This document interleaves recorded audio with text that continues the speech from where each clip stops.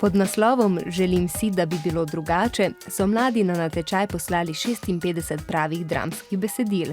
Avtorice 3 najboljših so za nagrado lahko prisluhnile, kako jih interpretirajo igralci. Ko so igralci brali moje besedilo, so se počutili majčkeno čudno. Ker je bilo v bistvu čisto nekaj drugega, kot pač sem jaz mislila, ampak pač je bilo vseeno zelo dobro, na drug način dobro. Dramatičarke so se ustvarjanja lotile vsaka na svoj način. Pri svojem dramskem besedilu sem si najprej zamislila like, ki v bistvu temeljijo na mojih najboljših prijateljicah. Sem izdala idejo, potem pa ona tako razvila pa naredila iz tega tekst. Sem se pol polet, ker je bil jih tak cajt lotila. Najprej sem pač vzela eno temo in pa sem se odločila, da bo to iz pač mojega življenja, ker pač je bilo eno izmed najbolj dramatičnih, kar se mi je zgodilo v življenju.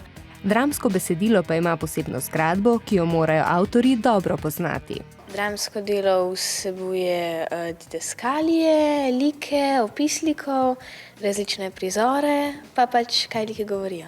Didaskalije so v bistvu navodila v oklepajih, torej za dramsko osebo, tisto, kar ne govori, ampak tisto, kar naredi.